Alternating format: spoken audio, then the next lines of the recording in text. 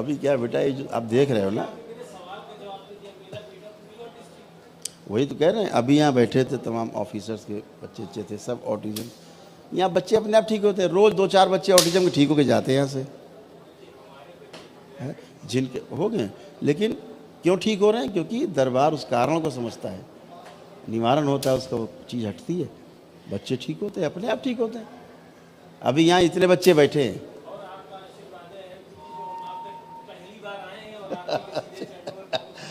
खुश है। अभी आप देख रहे थे, यहाँ पे अब जितने बच्चे बैठे हैं, कोई मोबाइल नहीं चला सकता, किसी की हैसियत नहीं है। 2 साल से लेके 25-26 साल तक के बच्चे मोबाइल नहीं चला सकते, हैसियत नहीं किसी की। दरबार ने कर रखा है कि सब पढ़ाई लिखाई पे ध्यान दो, इनको मोबाइल दो, फेंक देंगे मोबाइल आपका। बच्चे कर लो टेस्ट, किसी से लो, कोई नहीं चला सकता मोबाइल। माँ बाप परेशान है मोबाइल वाली समस्या से, मोबाइल नहीं छोड़ता, रात भर मोबाइल, दिन भर मोबाइल। इतने बच्चे मोबाइल के लिए रो रहे हैं। दरबार क्या कर देता है? मोबाइल है दिमाग से गायब। आप देख रहे थे, सिगरेट नहीं पी सकते वो, शराब मांस नहीं खा सकता कोई।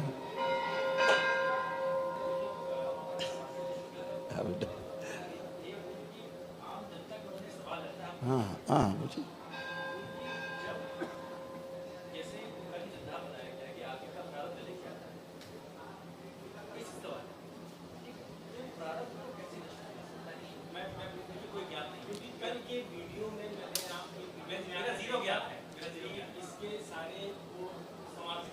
हाँ,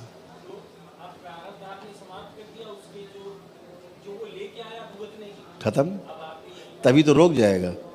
अगर प्रारब्ध नहीं नष्ट होगा, कर्म भोग नहीं नष्ट होगा, तो भोग कैसे खत्म होगा?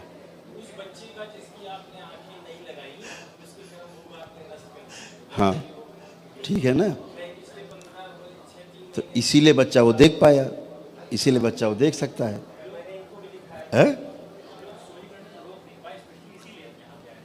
तो बिल्कुल, बहुत अच्छा स्वागत है आप सबका। देखो समस्या क्या, ये कर्म भोग की है। जब तक आपके साथ आपके पूर्ण गुरु की छाया नहीं होगी, ये अधिकार भगवान को भी प्राप्त नहीं है कि आपके कर्म भोग काट सके। इस बात को ध्यान से समझना। भगवान को भी नहीं प्राप्त है, अवतार को भी प्राप्त नहीं कि किसी के कर्म भोग काट दे, क्योंकि अवतार खुद भोगने आता है, अपने कर्म को भोगने के लिए आता है।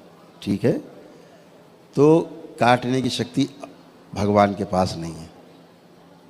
भगवान क्या करता है? आपकी प्रार्थना पूजा से 2 काम करता है। या तो आपको वहाँ पहुँचा देगा जहाँ आपके भोग कट सकते हैं, एक, या फिर आपके इस धरती पर अगर ऐसा कोई दरबार या व्यक्ति मौजूद नहीं है जो आपके कर्म भोग नष्ट कर सकता होगा, तो भगवान इतना काम करेगा, ईश्वर, कि आपकी सहने की क्षमता बढ़ा देगा, ताकि आप उस भोग को भोग सके आराम से, पता न लगे ज़्यादा, है ना। 2 ही तरीके हैं। तो अगर अब कर्म भोग काटने के लिए गुरु बैठा हुआ है, पूर्ण गुरु हमारे गुरुदेव विराजमान है, पूर्ण है, तो ये अधिकार सिर्फ पूर्ण गुरु को प्राप्त है कि किसी के भी कर्म भोग को जला के राख कर सकता है ना। मौजूद है तो अभी तो आए हो आप। गुरु माने टीचर, सूचना देता है आपको। पूर्ण गुरु का मतलब वो जो अनुभव कराता है आपको। आया बात समझ नहीं आई? एक टीचर है, केवल किताब की पढ़ी बात आपको सुना रहा है, कथा सुना रहा है, राम कथा, कृष्ण कथा, राधा कृष्ण, फलाना कथा, उसी में लोग झूम रहे हैं, नाच रहे हैं, ऐसा किया वैसा किया, ये हुआ वो हुआ। ये कथा सुनाने वाले गुरु मान लीजिए आप उन्हें, मार्गदर्शक, टीचर मान लीजिए। लेकिन जो आपको अनुभव कराता है, जिंदा रहने की जो गुण है, जो सिखाए वो गुरु, और जो जीना सिखाए वो पूर्ण गुरु। तो अभी जीना नहीं सीख पा रहा आदमी, न सीख पाने के कारण जीना क्या हो रहा है? भाई भाई को नहीं समझ पा रहा, माता पिता बच्चों को, बच्चे माता पिता को नहीं समझ पा रहे हैं, पति पत्नी को आपस में नहीं समझ पा रहे हैं। सब जगह क्लेश। यहाँ पति पत्नी लड़ते हुए, झगड़ते हुए, थप्पड़ घूंसा करते हुए आते हैं। यहाँ मारते घंटा आप मेरे सामने खड़े थप्पड़ मार देते हैं पति पत्नी, और जब यहाँ से जाते हैं ना तो दोनों ऐसे हाथ पकड़ के जाते हैं जैसे आज ही शादी हुई है। क्यों? कि जो कारण है वो दिख नहीं रहा है किसी को। अब काउंसलिंग हो रही बैठ के शहर में, सारे ऑफिसर्स परेशान हैं, पति पत्नी झगड़ा कैसे निपटे, अरे ना। अब लोग लगे पड़े, यहाँ वो काम हम 10 मिनट में कर देते हैं। दोनों हाथ मिला के अभी गए, अभी दोनों पति पत्नी के अभी बात करने को तैयार नहीं थे, अभी दोनों हाथ पकड़ के गए, अभी 1 घंटा नहीं हुआ। तो ये समस्या जो है आप करते नहीं, समझाते। किसको समझा रहे हैं आप? जिसको समझा रहे हैं वो तो पैर के अंगूठे में बंधा बैठा है, सुन रहा है, कर कुछ कर सकता नहीं है, और जिसको समझा रहे वही हरकत कर रहा है।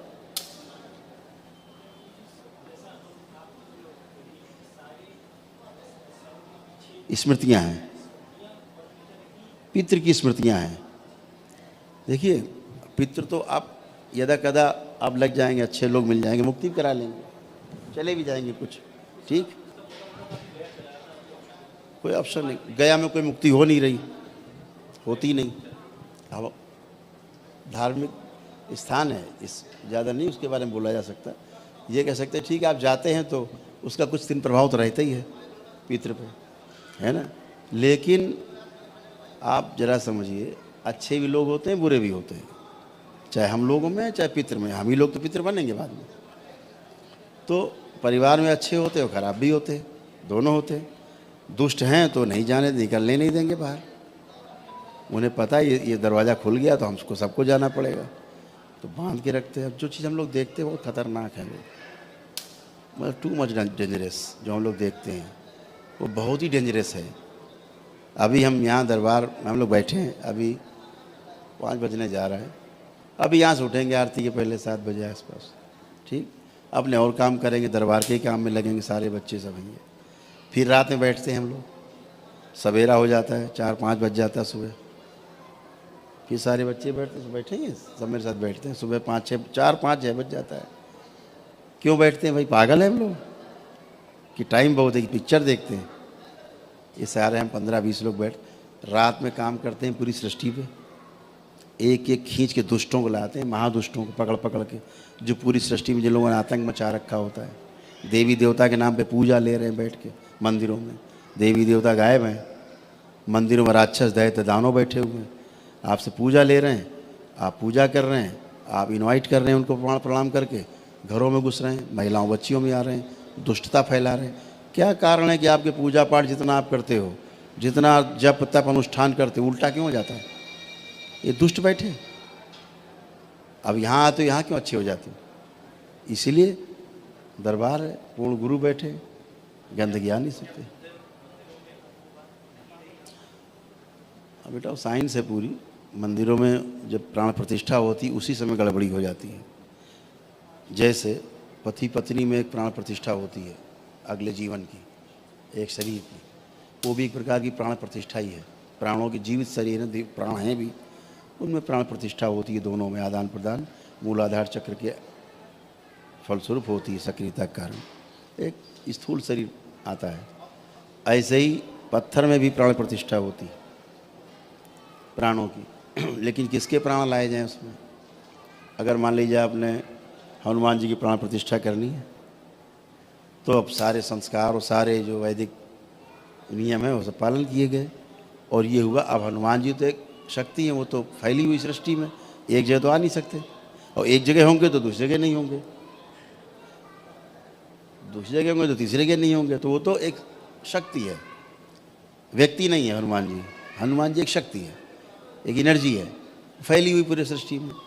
तो अब क्या होगा कि एक वहाँ पर ऐसी एक जीवन एक आएंगे तो लाखों जीवन वहाँ पे हनुमान जी जैसे चरित्र के, जैसा चरित्र जिया होगा हनुमान जी जैसा, वो एक जीवन आते हैं कि ठीक है मैं इस स्थान की जिम्मेदारी स्वीकार करता हूँ, ठीक है मैं यहाँ बैठ करके, मनुष्य आएंगे उनको हम दृष्टि देंगे, रास्ता दिखाएंगे, मदद करेंगे। तो वहाँ पर एक जीवन अपने को रहना स्वीकार करता है। ठीक से अगर प्राण प्रतिष्ठा हो गई तो एक ही जीवन प्रतिष्ठित होगा। जैसे पति पत्नी के संसर्ग से 4 लाख से एवं स्पर्म काउंट्स निकलते हैं पुरुष को, लेकिन एक ही प्रवेश कर पाता है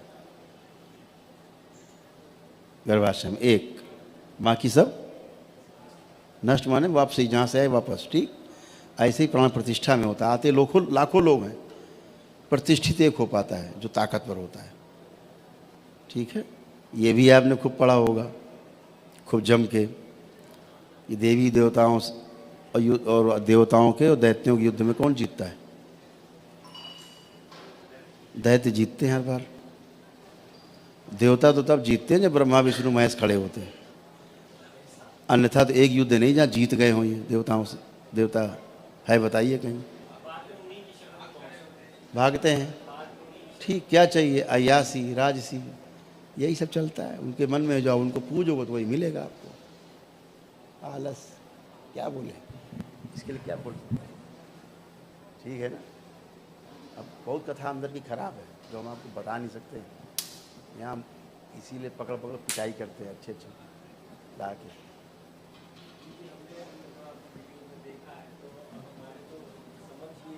अब आगे क्या हुआ सुन लो, 4 लाइन रह गई।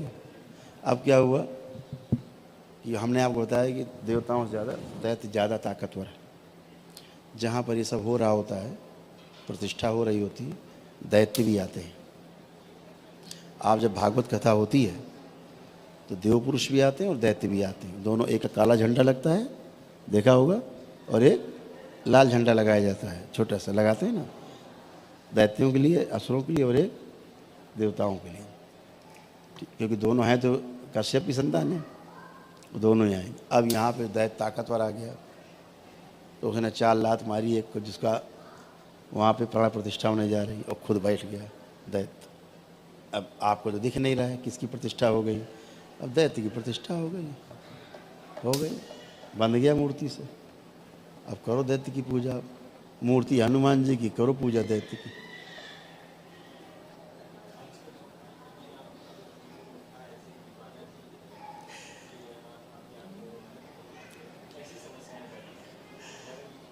यहाँ पे आधा आदि बालाजी से आता है, पीड़ित, और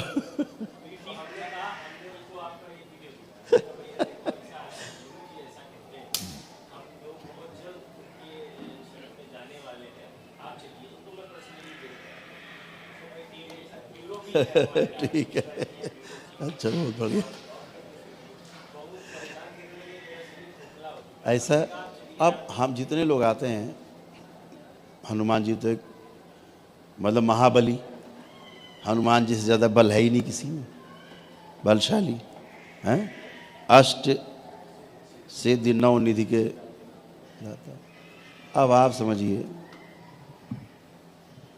जो सबसे बड़ा बलवान हो इस पूरी सृष्टि में, उसको प्रेत की आवश्यकता बैठाने की, एक प्रेतराज, कि तुम सबको ठीक करो।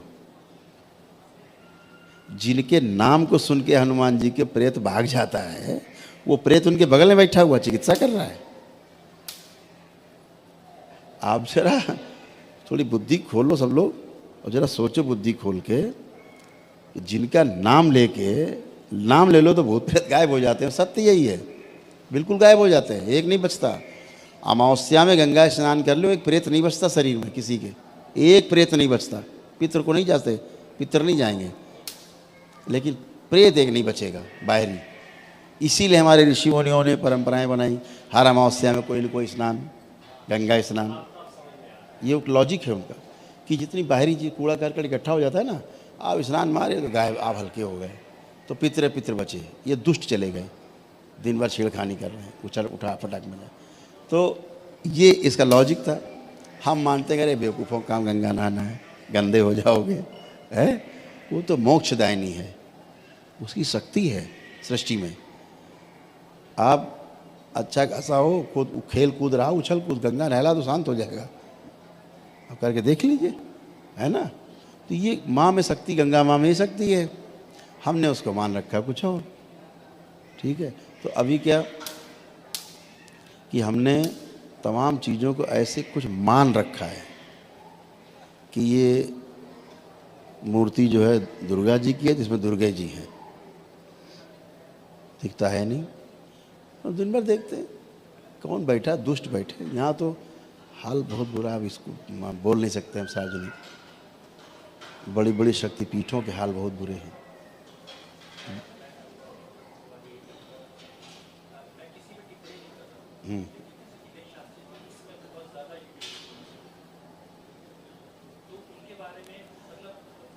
देखो वो बच्चा है, ठीक है, अच्छा है, करे, सब लोग कर रहे हैं, लेकिन क्या है, मैं फिर आपसे कह रहा हूँ, यहाँ दरबार में क्या होता है पता है आपको? यहाँ एक एक आदमी का रजिस्ट्रेशन होता है। जब आप यहाँ आएंगे चिकित्सा के लिए तो पहले बाहर आपका रजिस्ट्रेशन होगा, RFID आपका कार्ड बनेगा, जो भी पैसा देंगे नंबर 1 में वो जमा होगा, उसका दरबार टैक्स पे करता है नंबर 1 में, समझ रहे हैं? इनकम टैक्स पे करता है, GST देते हैं एक एक चीज़ की। अगर यहाँ एक जनेऊ भी लेते हैं आप ना, उसका भी टैक्स दरबार देता है। कमर में धागा बांधते हैं ना, उस तक का टैक्स दरबार देता है, समझ रहे हैं? एक एक आदमी का डिटेल होता है, एक एक व्यक्ति से मिलते हैं हम और ठीक करके भेजते हैं। आपके सामने ठीक हो जा रहे हैं सब ये? हाँ भीड़ आ गए, हाँ भाई ओ एक हल्ला मचा है, अरे हाँ मार गए, कट गए, हाँ सब ठीक हो गए, जाओ। ऐसे ठीक हो रहा है? ऐसा भी ठीक होगा? इसीलिए कहीं नहीं ठीक होता। इसके लिए जो बैठा हुआ है, जिसको शक्ति मिली हुई है, उसको पूरा देखना है। अभी तो जो हम करते हैं ना, वो तो अभी कलयुग में किसी किताब में नहीं लिखा है। ये तो अनुसंधान दरबार ने किए हैं, पिछले 5 वर्षों में अनुसंधान ही अनुसंधान किए हैं, तब वहाँ पहुँचे हैं कि असली समस्या की जड़ कहाँ है। आप पूरी तरह शुद्ध हो जाओ, उसके बाद आपका स्थूल शरीर है, पीछे सूक्ष्म शरीर है, फिर कारण शरीर है, फिर उसके पीछे तुरीय शरीर है। यही आपके बदमाश अंदर लड़ रहे हैं, आपस में लड़ रहे हैं। आप सोच रहे भूत प्रेत है। दिन भर निकाल के हम नष्ट करते हैं। अभी एक बच्ची थी, उसके निकाले, उसी का तुरीय शरीर निकाल के नष्ट किया, स्वयं का। भरे हुई गंदगी आपस में, आप ही की गंदगी भरी हुई है स्वयं की। दूसरा कौन कहता? आप भूत प्रेत फंसे हुए। भूत प्रेत कोई समस्या थोड़े ना है। हम एक धरती में लात मार दे, पूरे धरती भूत प्रेत खत्म हो जाएंगे। ये भूत प्रेत कोई समस्या है? कोई समस्या नहीं, डराने के लिए है ये। जैसे डॉक्टर डराते हैं ना, अरे मर जाओगे, अरे पैर ना उतारना नीचे, चलना मत 4 कदम, मर जाओगे, BP बढ़ जाए तुम्हारा, मरने वाले हो तुम, लेटो लेटो लेटो जल्दी। अब आदमी डर के मारे लेट गया, मर जाओगे। ये उनके पास अस्त्र है, ये मशीन बता रही मर जाओगे, चिरवा लो। तो डराने के लिए लोग बात करते हैं भूत प्रेत और दुनियादारी नौटंकी। कोई भूत प्रेत की औकात नहीं होती, कोई हैसियत नहीं है, और भूत प्रेत कुछ होता भी नहीं है। एक थप्पड़ मारो, बताया तो, अमावस्या चले जाओ, गंगा स्नान कर लो, खत्म भूत प्रेत। अब इससे सरलतम विधि क्या होगी? हनुमान जी का नाम ले लो, भूत प्रेत गायब। बिल्कुल। अरे पूजा पाठ से ही तो ठीक हो रहे हैं। हम कर क्या रहे हैं इनके साथ? हम तो कुछ भी नहीं कर रहे। वो तो 25 फीट दूर हमसे खड़े हैं सब लोग। हम तो छूते भी नहीं किसी को, छुआ किसी को अभी तक, छूते ही नहीं, मिलते ही नहीं है किसी। ये तो हमसे ना भी मिले तो स्वस्थ ही है, बस इनके भ्रम है। हम केवल भ्रम तो हटा रहे हैं, आखिर क्या बोलते हैं, भ्रम नष्ट कर। ब्रेन बहुत करामाती है। तो ये सब चीज़ें खत्म हो चुकी हैं। ये लोग जो आते हैं वैदिक परंपरा का निर्वहन करके ही आते हैं, इसीलिए स्वस्थ होते हैं। ले आइए, अब कोई भी ले आइए, देखो स्वस्थ होता नहीं होता, ले आओ। इसी से ही सिर्फ ठीक होता है आदमी, सिर्फ इसी से। यहाँ क्या समझ रहे हैं? यहाँ सब सर्जरी करा के बैठे हैं सूक्ष्म, इसलिए ठीक है। किसी की स्पाइन टेढ़ी है, किसी की गर्दन टेढ़ी है, किसी की टांग टेढ़ी है, किसी को घुटना नहीं। जैसे ही बच्चा ही ऊपर से गिर गया, ये इनके फ्रैक्चर थे, हैं, इनको पकड़ के चला जाए, आए अपने आप दौड़ने लगे। अब ले फ्रैक्चर आदमी मेरे सामने, ठीक है। तो कैसे होगा? आपकी वैदिक परंपराओं का निर्वहन न कर पाने के कारण आपके सामने समस्याएं खड़ी हुई हैं। इनको पालन कर लीजिए, कोई समस्या नहीं है, आप अच्छे हैं। यही तो समस्या पैदा हो गई। हम लोगों ने उसको दकियानूसी मान लिया। और समस्याओं की जड़ स्मृतियां हैं। स्मृति रहेगी तब तक आप ठीक नहीं होंगे। स्मृति रहेगी। और वो स्मृति इतने गहरे में रहती है, आपको लगता है कि आप खुद कुछ बोल रहे हो, खुद कर रहे हो, आप होते नहीं हो। आपने हमारे सुने होंगे जो हमने बताए भगवान परशुराम वाले किस्से, कि आज जिस कैरेक्टर की पूजा घर घर में होनी चाहिए थी, घर घर मूर्ति होनी चाहिए जिसकी, वो भगवान परशुराम है। आज उनको खलनायक बना दिया लोगों ने। एक हो जाएगा छत्रियों में संहार कर दिया। अरे बेवकूफ़ आदमी, वो संहार कैसे कर सकते? कर ही नहीं सकते। एक संत संहार कैसे कर सकता है, आप बताओ? हम आपसे कहें कि आप एक आदमी मार दो, मेरे साथ मार सकते हैं आप? नहीं। वो तो सब इस संसार में, सृष्टि में भगवान भोलेनाथ के सब भक्त हैं। एक ही शिष्य हुआ, उसका नाम भगवान परशुराम, और उसको ऐसा खलनायक बनाया जमदग्नि ऋषि की एक स्मृति ने, पिता की स्मृति ने उनको खलनायक बना दिया। बदला लेने की स्मृति चिपक गई। पितृ मुक्ति तो कर दी उन्होंने, परशुराम जी ने, स्मृति नहीं गई। 21 बार संहार किया उन्होंने। और जब हनुमान जी का युद्ध हुआ उनका रोकने के लिए, हनुमान जी ने तो देखा कि अरे भैया तो जमदग्नि ऋषि की स्मृति चिपक गई है, वो हत्या करा रही है। तो पितृलोक गए, कथा है, उनको लेके आए और ला करके उनकी स्मृतियाँ कहाँ अपनी ले जाओ, स्मृति ले गए। पूरी पढ़ी विष्णु पुराण, कथा पूरी है, रामानंद सागर सीरियल देखिए, पूरा है, बना हुआ है।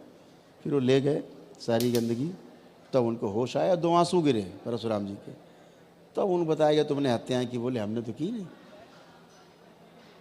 तो की तो भोगा किसने? परशुराम जी ने। एक स्मृति इन्होंने खलनायक बना दिया उन्हें। अंत में क्या हुआ? फिर सबका पिंडदान किया उन्होंने, सबको मुक्ति दिलाई जितनी हत्याएं की थी उन्होंने। ये कोई नहीं दिखाएगा कि उन्होंने उसके बाद क्या किया, कि पश्चाताप किया और सबको किया, सबको पिंडदान किया, सबकी मुक्ति कराई जितनी हत्याएं की थी उन्होंने। ये कोई नहीं दिखा रहा, बस हत्या कर डाली सबकी उन्होंने। ये पढ़ा रहे हैं, असली बात नहीं पढ़ा रहे, उसका कैरेक्टर पूरा नहीं दिखा रहे। ऐसे जब भगवान परशुराम नहीं बचे तो साधारण आदमी की क्या भी साथ है, स्मृति से बच जाएगा? नहीं। तो स्मृतियों का खेल है।